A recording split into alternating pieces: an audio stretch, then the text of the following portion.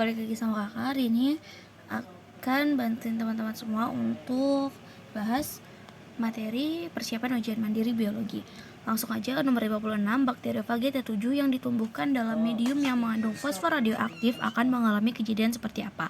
Nah, bakteriofage sendiri itu adalah virus yang dapat menginfeksi bakteri. Maka untuk menumbuhkan bakteriofage ini diperlukan medium khusus yang punya beberapa syarat, seperti karena ini akan menginfeksi bakteri, maka di dalam mediumnya harus ada bakteri. Nah, biar bakteri bisa tetap hidup, maka dia perlu nutrisi juga kan. Kalau dari soal ini, nutrisinya itu dalam bentuk fosfor radioaktif. Berarti gampangnya di dalam medium tersebut bakteri akan mengkonsumsi fosfor radioaktif. Berarti di dalam bakterinya nanti akan ada fosfor radioaktif, akan mengandung fosfor radioaktif.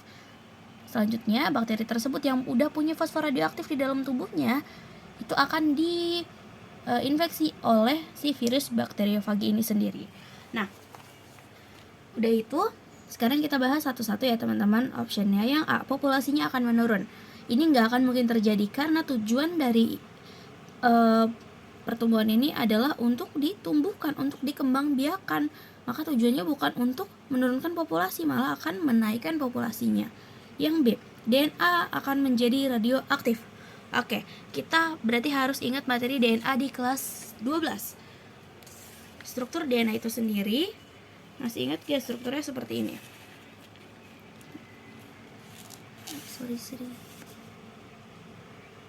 Nah, strukturnya kurang lebih seperti ini.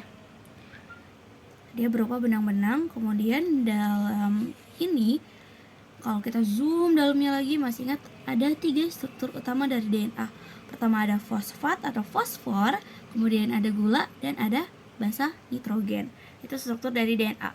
Nah, kalau struktur dari bakteriofagenya itu seperti ini. Dia punya kepala, bagian luarnya namanya kapsid, kemudian di dalam kepala ini dia punya DNA dan ada ekor. Jadi di dalam sini ada DNA yang bentuk seperti ini. Kalau kita zoom dari sini ya, ini, dan dari sini kita zoom lagi, nah ada 3 struktur ini. Terus bisa nggak sih kemungkinan DNA menjadi radioaktif? Itu bisa, karena tadi kan di dalam kepala dari bakteri itu sendiri, dari virus itu ada DNA-nya. Kemudian tadi di DNA-nya ada fosfor, ada fosfat. Maka ini yang nantinya akan menjadi radioaktif. Jadi bisa kita jawab langsung yang B jawabannya. Nah, kalau yang C, selubung proteinnya menjadi radioaktif, itu mungkin nggak? Iya, Kak.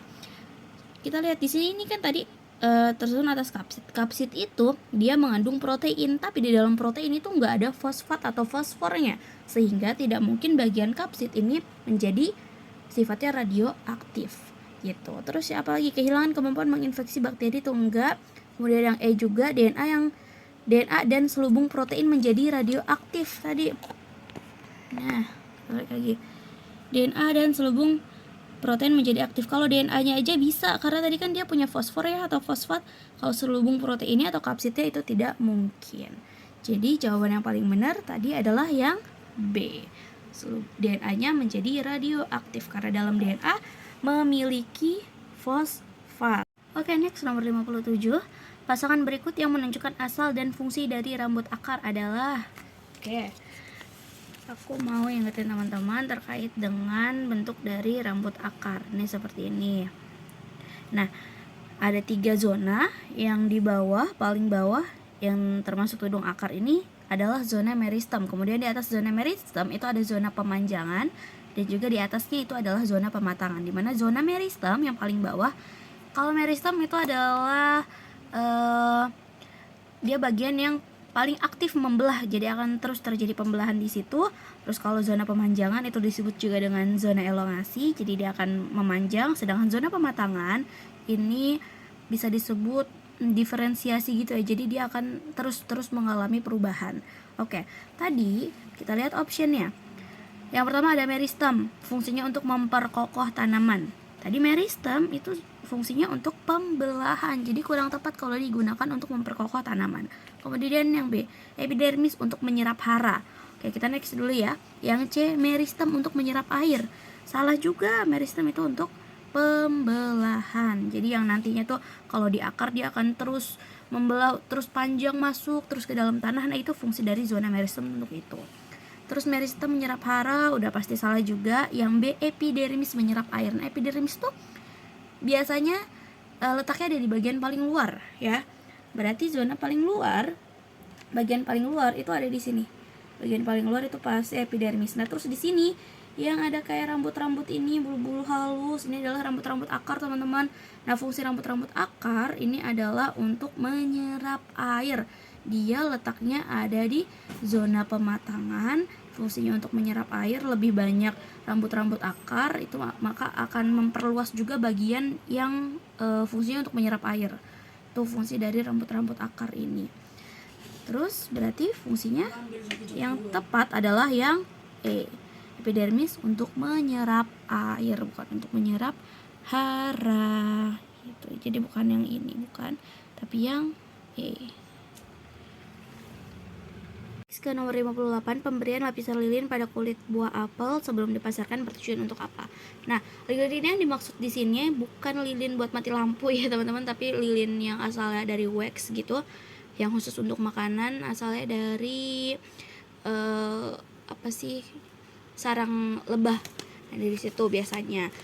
Terus fungsi dari penambahan lilin itu sendiri ada beberapa macam. Yang pertama, mencegah terjadinya proses respirasi aerob. Aerob itu kan berarti yang menggunakan oksigen ya. Mencegah proses respirasi aerob. Yang kedua adalah mencegah kehilangan air pada apel. Biasanya yang bikin apel tuh jadi keriput-keriput gitu.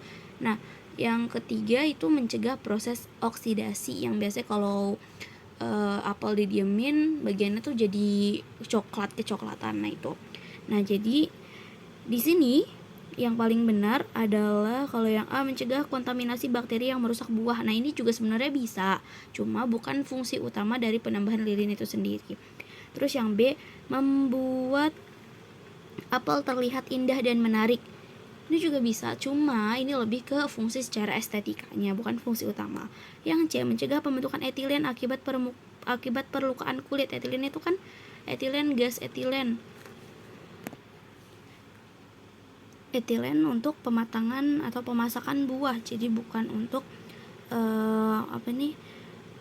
mencegah pembentukan etilen akibat perlukaan kulit, bukan karena untuk luka itu ya.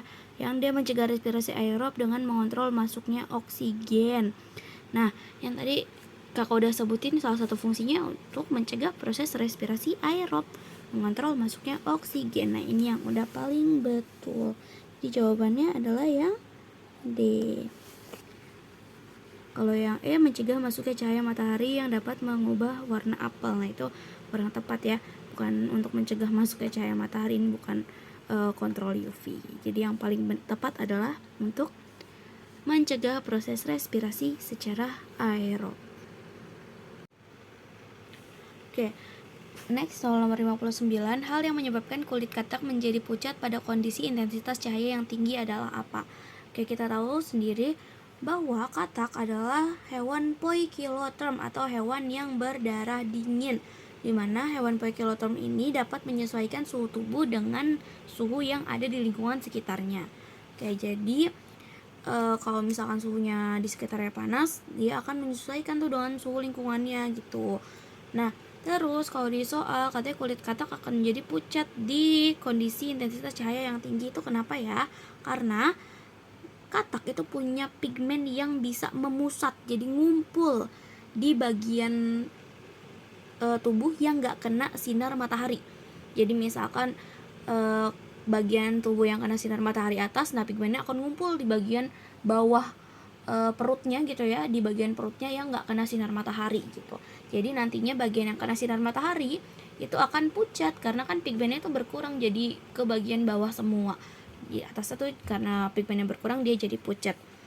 Itu fungsinya adalah biar suhu tubuhnya tetap sesuai dengan lingkungannya. Oke, kita sekarang bahas optionnya. Memusatnya pigmen pada sel-sel krematofor. Itu kurang tepat karena kalau sel-sel krematofor itu biasanya fungsinya mengubah warna yang dari yang tadinya hijau jadi kuning misalkan. Nah kalau dikatakan nggak bisa ya kayak gitu. Terus kalau yang B, mengumpulnya pigmen dalam sel akibat reaksi hormonal. Nah reaksi hormonal ini termasuk yang Poikiloterm ini termasuk hormonal juga. Terus tadi mengumpulnya pigmen itu kan benar ya yang kakak tadi sebutin, pigmen dari katak itu akan ngumpul di bagian yang nggak kena sinar matahari. Jadi ini udah paling tepat, jawabannya yang B. Kita coba sambil lihat yang lain. Pigmen pada sel tidak menyerap cahaya. Ya menyerap cahaya, cuma dia akan memusat. Kemudian pigmen sel menyebar merata akibat panas, justru akan memusat bukan menyebar ya. Lanjut yang E, menyebarnya pigmen dalam sel oleh pengaruh hormon saraf. Oke, ini kurang tepat juga, bukan menyebar tapi harusnya memusat pigmennya. Oke, next ke nomor 60. Dalam suatu percobaan, sejumlah susu dituangkan ke dalam gelas beker dan kemudian ditambahkan enzim laktase. Hasil reaksi enzimatis akan menyebabkan apa? Oke, sebelumnya kita harus tahu dulu di dalam susu memiliki beberapa kandungan. Yaitu ada protein, kalsium, lemak, dan juga laktosa. Nah, laktosa ini merupakan jenis gula, yaitu gula disakarida yang mana ini masih bisa dipecah menjadi gula monosakarida, jadi bisa menghasilkan, kalau dipecah tuh bisa menghasilkan 2 monosakarida. Nah, dari percobaan kan tadi susu katanya ditambahin enzim laktase. Enzim laktase itu fungsinya untuk memecah laktosa yang ada di dalam susu. Nah, nanti kira-kira persamaannya akan seperti ini. Jadi laktosa ditambahin laktase, dia akan berubah menjadi galaktosa dan juga glukosa. Nah, apa yang akan terjadi? Yang akan terjadi adalah karena laktosanya tadi dipecah, maka dia akan mengalami penurunan. Jadi laktosanya akan turun, terus kemudian karena dipecah oleh laktase, hasilnya adalah glukosa akan meningkat dan juga galaktosa akan meningkat. Oke, kita sambil cari option yang ada di sini, kira-kira mana yang paling benar. Kalau yang A, konsentrasi galaktosa menurun, glukosa meningkat. Galaktosa menurun. Salah, galaktosa harusnya meningkat. Terus glukosa meningkat. Kalau glukosa meningkat, iya berarti masih kurang tepat ya yang A. Kita lihat lagi yang B. Konsentrasi laktase menurun, konsentrasi galaktosa meningkat. Maksudnya ini laktosa ya, konsentrasi laktosa menurun. Oke, laktosa menurun, betul. Dan galaktosa meningkat. Oke, sudah benar, di sini galaktosanya meningkat. Ke option yang B yang paling tepat untuk jawaban nomor 60. Oke, next soal nomor 61. Berdasarkan teori evolusi Darwin, yang menyebabkan kura-kura dari spesies yang sama memiliki perbedaan pada morfologi adalah isolasi apa? Nah, ingat-ingat lagi, teman-teman udah pernah belajar tentang evolusi Darwin. Jadi Darwin itu melaksanakan penelitiannya di Kepulauan Galapagos. Namanya kepulauan berarti kan terdiri atas banyak pulau. Di sana Darwin itu fokus pada satu jenis burung, yaitu burung finch. Di kepulauan itu dia nemuin burung finch itu jenisnya beda-beda di tiap pulau. Jadi masih spesies yang sama tapi morfologinya atau ciri luar dari tubuhnya beda-beda. Mungkin contohnya gini, di pulau A dia nemuin burung finch itu memiliki paruh yang lancip, sedangkan di pulau B paruhnya pendek. Kemudian di pulau C paruhnya bentuknya beda lagi, di pulau D beda lagi. Nah, itu karena apa? Maksudnya di soal nomor 61 tuh itu. Jadi karena tadi Darwin melakukan penelitiannya di kepulauan yang terdiri atas banyak pulau, maka untuk soal ini jawabannya yang paling benar adalah karena isolasi geografis gitu ya, teman-teman. Oke, jadi jawaban yang paling benar adalah yang C, isolasi geografis, karena Darwin melakukan penelitiannya di kepulauan yang mana hewan di sana dari spesies yang sama itu memiliki morfologi atau ciri luar yang beda-beda karena perbedaan tempat, perbedaan lokasi geografisnya. Tuh. Oke, next nomor 62. Warna sisik pada spesies ikan diwariskan melalui gen tunggal dengan 4 alel yang berbeda. Jenis gamet penentu warna sisik yang dapat dihasilkan sebanyak berapa?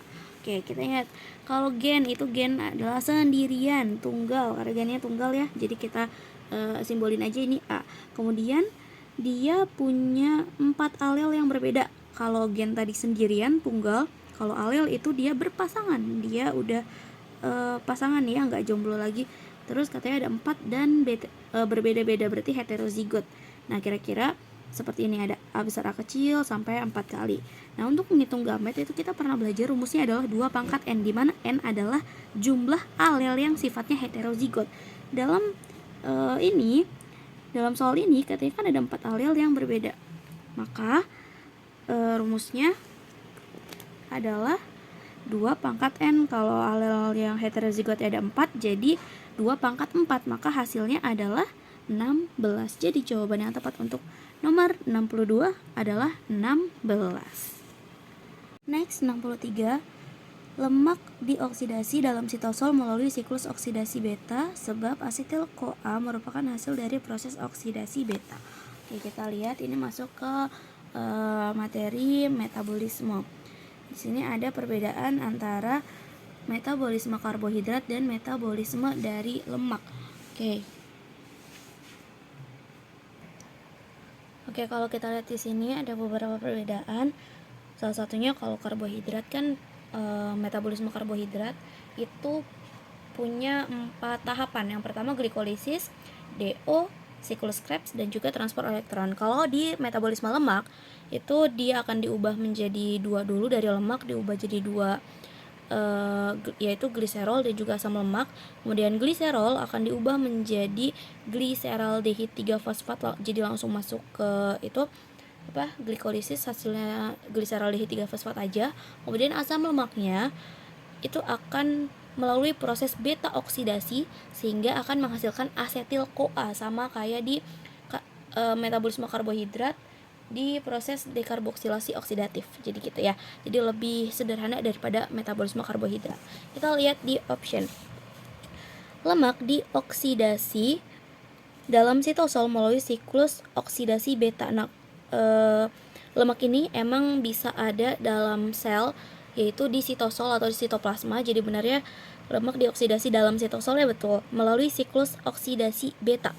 Kita lihat tadi, apakah langsung dari lemak dioksidasi beta melalui proses beta oksidasi?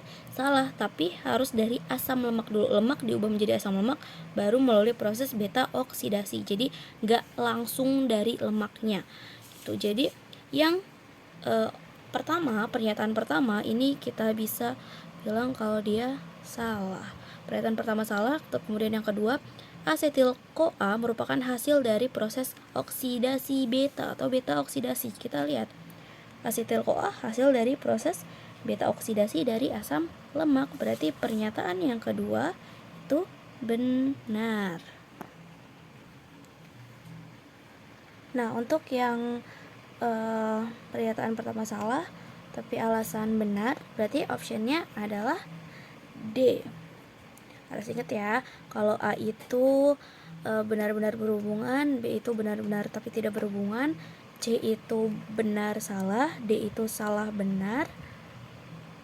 Kalau yang E itu jika keduanya salah. Kalau ini salah benar berarti D.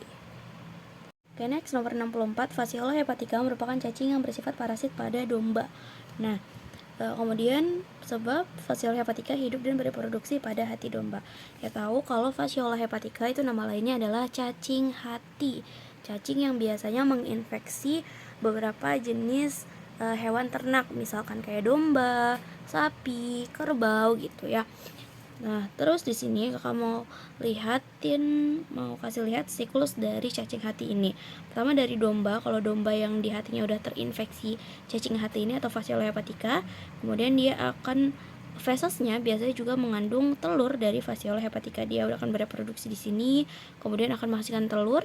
Nah, telurnya di feses itu keluar kan melalui feses, dia akan keluar ke lingkungan. Dia akan menghasilkan telur Fasciola hepatica dari feses domba tadi. Kemudian dari telur dia akan berkembang menetas menjadi Miracidium. Miracidium ini dia bentukannya udah punya alat gerak, biasanya dia ada di sekitaran air. Biasanya Miracidium ini kemudian akan masuk dan menempel pada siput. Jadi di siput ini nanti dia akan berkembang lagi menjadi 3 proses. Yang pertama masih di dalam cangkang siput, dia yang tadinya Miracidium dia akan berubah menjadi sporokista. Cuma di sporokista ini dia belum punya alat gerak. Basidium menempel pada siput. Di siput ini berkembang jadi sporokista. Dari sporokista dia akan berkembang menjadi redia. Kemudian dari redia dia akan berkembang lagi jadi serkia, di mana dalam bentuk serkia ini dia udah punya alat gerak. Karena udah punya alat gerak, dia akan keluar dari cangkang siput dan akan kembali lagi ke lingkungan, yang mana biasanya dia akan menempel pada tumbuh-tumbuhan, misalkan kayak daun, terus rumput-rumputan.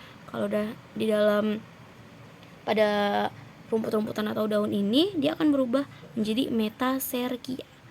Nah, kalau udah dalam bentuk metaserkia dan ada di tumbuh-tumbuhan, biasanya tumbuhannya akan dimakan oleh hewan ternak. Contohnya domba kalau di soal ini. Berarti nanti di dombanya, dalam hati domba, itu akan terinfeksi oleh cacing dalam bentuk metaserkia. Kalau udah metaserkia, nanti dia akan berkembang biak lebih banyak, menghasilkan telur, baru nanti telurnya akan dikeluarkan melalui feses gitu. Oke, sekarang kita lihat optionnya. Fasciola hepatica merupakan cacing yang bersifat parasit pada domba. Ini betul, dia benar. Kemudian Fasciola hepatica hidup dan bereproduksi pada hati domba. Juga benar, karena Fasciola hepatica tadi dikenal dengan cacing hati. Jadi menginfeksinya hati, bereproduksi, menghasilkan telur, baru dikeluarkan melalui feses. Berarti kalau benar-benar dan dua-duanya berhubungan, maka option yang paling benar adalah yang A. Tuh.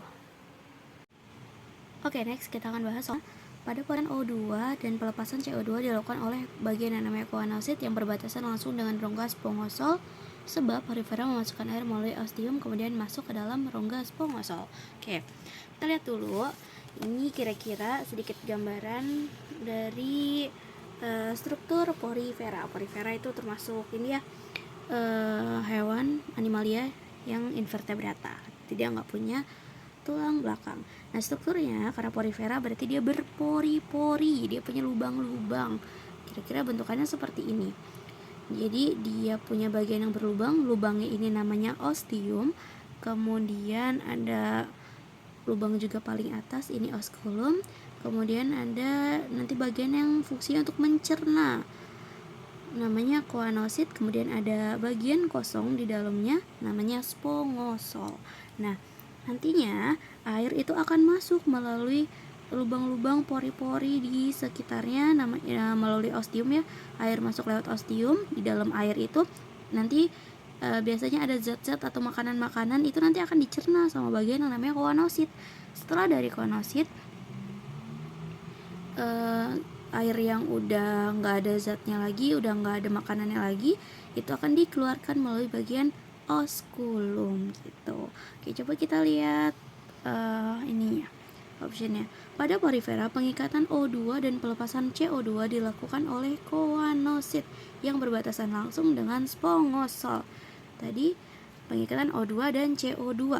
Benar, air masuk, kemudian O2, CO2 dan zat-zat makanan itu akan dicerna oleh koanosit. Kemudian anak koanosit ini katanya masuk ke dalam koanosit yang berbatasan langsung dengan spongosol. Nah, ternyata benar nih, koanosit ini berbatasan langsung dengan bagian dalam yang namanya koanosol. Tuh, koanosit berbatasan langsung dengan koanosol, berarti option pertama ini benar. Kemudian yang pernyataan kedua di bawahnya, porifera memasukkan air melalui ostium kemudian masuk ke dalam rongga spongosol. Tadi yang Kakak jelasin ya, air akan masuk pertama kali lewat ostium dan akan masuk ke spongosol, kemudian zat-zatnya dicerna oleh koanosit. Berarti dari ostium masuk ke spongosol, betul? Tadi benar, ini juga betul. Berarti kalau betul-betul kita lihat dua-duanya memiliki hubungan sebab akibat, berarti optionnya yang benar adalah tuh. Lanjut soal nomor 66. Plastida merupakan organel sel tumbuhan yang terspesialisasi untuk menyimpan amilum, sebab plastida merupakan organel sel tumbuhan yang mengandung klorofil. Oke, seperti yang kita tahu, kita telah belajar kalau plastida itu adalah organel yang fungsinya untuk menyimpan pigmen warna. Ada 3 macam jenis plastida. Yang pertama adalah leukoplast, kloroplast, dan juga kromoplast. Leukoplast ini nanti ada turunannya sendiri. Jadi dia punya fungsi biasanya untuk menyimpan zat makanan. dia nggak punya warna, zat makanannya bisa berupa amilum. Jadi nanti leukoplast ada turunannya lagi namanya amiloplas, fungsinya untuk menyimpan amilum. Nah berarti opsi yang pertama, plastida merupakan organel sel tumbuhan yang terspesialisasi untuk menyimpan amilum. Itu berarti benar. Terus ada lagi nih plastida, jenis plastida yang menyimpan klorofil atau zat hijau daun yang nantinya untuk fotosintesis namanya kloroplas. Ada lagi yang namanya kromoplas, itu untuk menyimpan pigmen karotinoid. Jadi 3 itu ya. Kloroplas gak ada warnanya, ini warna hijau, ini biasanya karoten itu warna ke orange gitu lah ya, warna jingga orange gitu kira-kira. Nah terus di sini option kedua, plastida merupakan organel sel tumbuhan yang mengandung klorofil. Nah itu juga benar, tapi kalau kita lihat antara pernyataan pertama dan kedua itu tidak mempunyai hubungan sebab akibat.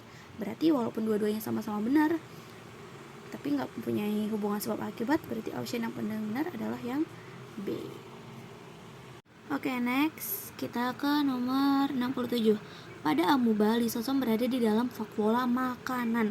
Nah, amuba sendiri itu termasuk jenis protozoa atau protista yang mirip dengan hewan karena punya alat gerak gitu ya. Nah, lisosom itu sebenarnya di organel sel di sel yang lain, tumbuhan dan hewan itu punya fungsi lisosom sendiri, itu sebenarnya sebagai organel yang mencerna gitu. Jadi organel pencernaan, dia punya enzim pencerna, fungsinya untuk pencernaan sel. Nah kalau di amuba, lisosom berada di dalam vakuola makanan, itu benar karena juga fungsinya untuk mencerna makanan. Nah, jadi untuk nomor 67 itu pernyataan pertama benar. Pernyataan kedua, lisosom berfungsi untuk mencerna makanan di dalam vakuola makanan, itu juga benar, dua-duanya benar dan berhubungan. Maka optionnya adalah A. Oke, next soal nomor 68. Teknik kultur jaringan tumbuhan sering dilakukan pada tanaman yang sulit diperbanyak secara vegetatif. Jadi perbanyakan tanaman secara vegetatif itu berarti memanfaatkan bagian tumbuhan, misalkan kayak cangkok gitu ya, atau setek gitu, batangnya dipotong terus langsung ditanam, itu kan perbanyakan secara vegetatif. Nah kalau sulit untuk dilakukan perbanyakan tanaman secara vegetatif, bisa dilakukan secara teknik kultur jaringan, di mana teknik kultur jaringan ini perbanyakan tanaman juga, tapi dengan memanfaatkan sifat totipotensi dari tumbuhan. Jadi totipotensi itu sendiri adalah kemampuan sel atau jaringan tumbuhan yang dapat tumbuh menjadi individu yang utuh. Jadi misalkan dari sebagian kecil tanaman aja, sebagian kecil sel atau jaringannya diambil sedikit, kemudian dikembangkan di dalam lab, sehingga bisa menumbuhkan bagian tumbuhan yang utuh. Jadi untuk option yang nomor 68 ini pernyataan pertama itu benar. Kemudian yang kedua, teknik kultur jaringan tumbuhan dilakukan untuk menghasilkan bibit yang seragam berdasarkan sifat totipotensi dari tumbuhan. Nah seperti yang kakak jelasin sebelumnya, teknik kultur jaringan jelas memanfaatkan sifat totipotensi dari tumbuhan. Nah karena pernyataan pertama benar dan kedua benar, dua-duanya saling memiliki hubungan sebab akibat, maka pernyataan yang benar adalah A. Oke, next nomor 69. Piramida biomasa pada ekosistem akuatik berkebalikan dengan ekosistem terestrial atau daratan. Jadi piramida biomasa itu piramida yang digolongkan berdasarkan biomasanya atau massa berat dari sebagian besar organisme yang ada di dalamnya. Nah, kira-kira piramida biomasa itu bentukannya seperti ini. Jadi, piramida biomasa itu dibagi jadi dua. Ada piramida biomasa tegak dan piramida biomasa terbalik. Piramida biomasa yang tegak ini terjadi di daratan. Sedangkan piramida biomasa yang terbalik itu terjadinya di perairan. Jadi, kenapa berbeda antara di darat sama perairan? Kita tahu tadi biomasa kan digolongkan berdasarkan berat tiap organisme di tingkat trofiknya. Misalkan ini ada produsen di daratan, itu misalkan kayak pohon, dalam 1 hektar wilayah pepohonannya kalau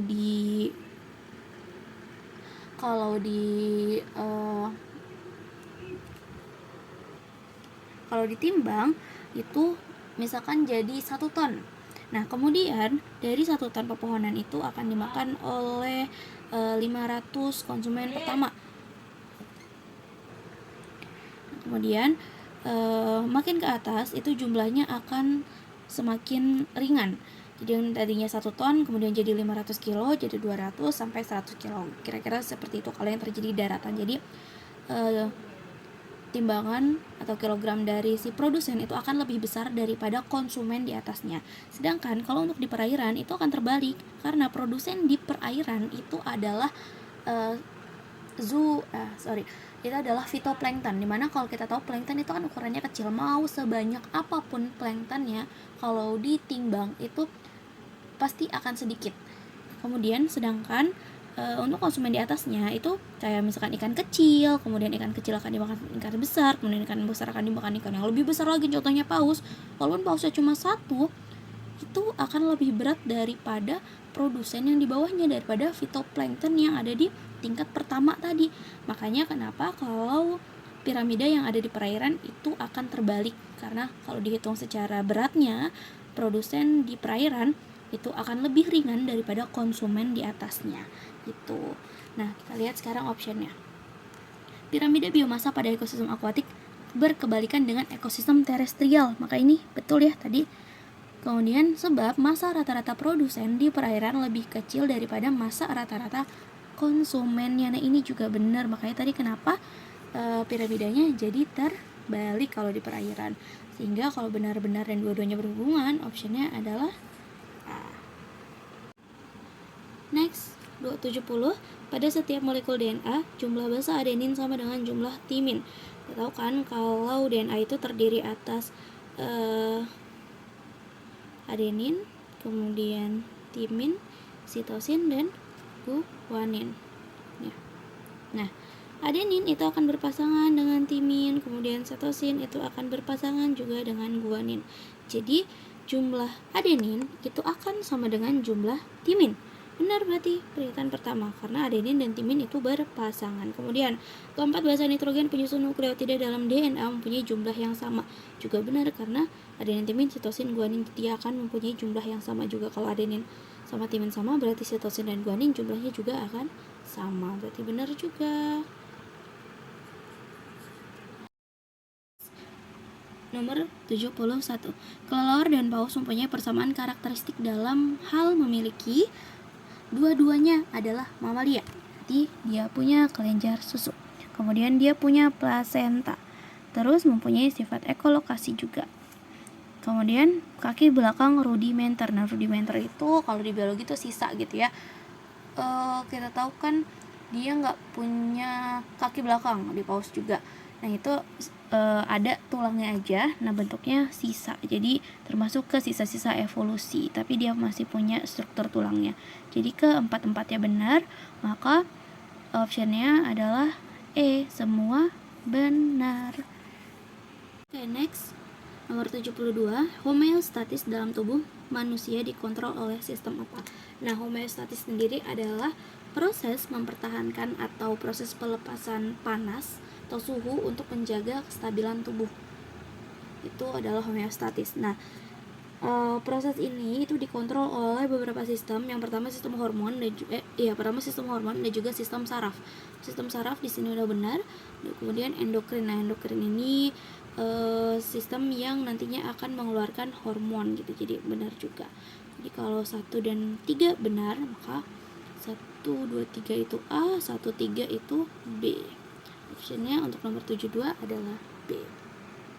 Oke, nomor 73, kompetisi intraspesifik dapat dikurangi jika kompetisi itu kan bisa terjadi di antar spesies atau antar populasi. Nah, kompetisi ini dibagi jadi 2. Ada kompetisi intraspesies dan interspesies. Nah, kompetisi intraspesies adalah kompetisi yang terjadi antar spesies sejenis atau antar individu sejenis, dia jadi sama gitu ya. Nah, sedangkan kompetisi interspesifik adalah kompetisi yang terjadi antar spesies berbeda. Jadi misalkan kayak rusa dan kambing gitu memperebutkan wilayah pangan, misalkan memperebutkan rumput itu bisa, harimau dan singa memperebutkan rusa, itu juga bisa termasuk ke interspesifik. Kalau yang intraspesifik antar individu sejenis, misalkan antar sesama harimau memperebutkan betina gitu, berarti intraspesifik. Nah sekarang kompetisi intraspesifik itu dapat dikurangi jika yang pertama, jika individu tetua dan anakan mempunyai relung berbeda. Relung di sini seperti fungsinya tersendiri di dalam suatu populasi. Jadi antara tetua sama yang mudanya itu punya tugas sendiri-sendiri. Pasti dia nggak akan ada kompetisi antara yang muda sama yang tua, misalkan seperti itu. Nah itu yang nomor 2 betul. Kemudian yang nomor 4 itu juga betul karena daya dukung lingkungan melebihi jumlah individu. Misalkan kebutuhannya dalam lingkungan itu akan tercukupi sehingga tidak akan terjadi adanya kompetisi antar individu, antar spesies yang sama, karena kebutuhannya di lingkungan itu sudah sangat tercukupi, nggak kurang gitu ya. Jadi nggak akan ada kompetisi yang terjadi. Jadi kalau 2 dan 4 benar, maka jawabannya adalah C. Oke, next 74. Grafik gambarkan hubungan antara faktor yang mempengaruhi terhadap kerja enzim dengan kecepatan reaksinya. Ada beberapa yang mempengaruhi kerja enzim. Yang pertama, temperatur, benar ya, suhu. Jadi enzim itu dipengaruhi oleh suhu. Dia biasanya punya suhu maksimum. Suhu maksimumnya kalau sudah mencapai suhu maksimum, maka kalau lebih dari suhu maksimum dia akan turun. Jadi nggak boleh terlalu panas ataupun terlalu dingin, nggak boleh terlalu tinggi suhunya ataupun nggak boleh juga terlalu rendah gitu. Jadi untuk option pertama ini itu benar, kecepatan reaksi bisa dipengaruhi oleh suhu atau temperatur dan punya temperatur maksimal. Kalau lebih dari temperatur maksimal dia akan merusak sifat enzim atau enzimnya akan terdenaturasi.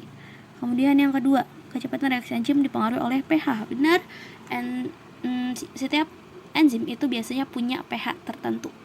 Jadi kalau udah ada pH maksimalnya, kemudian lebih dari pH tersebut, itu biasa enzim tidak akan bisa bekerja lagi. Jadi nomor 2 ini juga betul. Nomor 3, kecepatan enzim dipengaruhi oleh inhibitor. Ada inhibitor, ada aktivator. Kalau inhibitor itu yang memperlambat kerja enzim, menghambat kerja enzim. Kalau aktivator sebaliknya, malah yang mempercepat atau mengaktifkan enzim. Nah, kalau di sini yang option 3 ini dia inhibitor, berarti menghambat kerja enzim.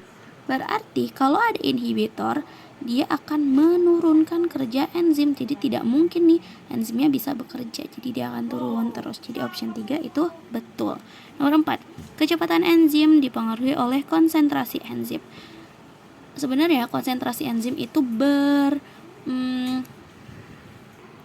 banding lurus dengan reaksi enzim. Jadi kalau konsentrasi enzimnya semakin banyak, konsentrasinya tinggi, maka kecepatannya juga akan semakin tinggi. Sebaliknya, kalau konsentrasi enzimnya rendah, maka kecepatannya juga akan rendah. Jadi, kalau di sini harusnya konsentrasi enzimnya tinggi, maka dia akan semakin tinggi. Sedangkan kalau dia rendah akan semakin rendah. Sedangkan sini kan dia nggak kelihatan ya, dimana harusnya semakin tinggi terus karena berbanding lurus dengan kecepatan reaksi. Jadi nomor 4 itu tidak termasuk.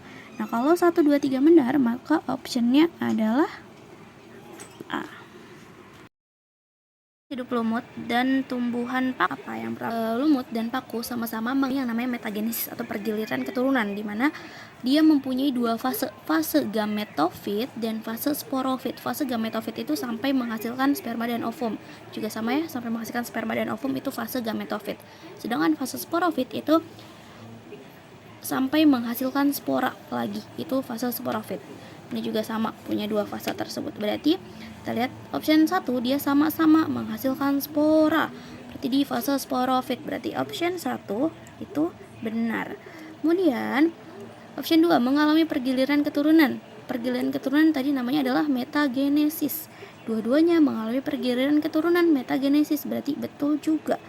Nomor 3, generasi gametofit menghasilkan sperma dan sel telur. Kita lihat tadi gametofit itu di atas ini ya, ini juga sama gametofit menghasilkan sperma dan sel telur, itu gamet, sperma dan sel telur.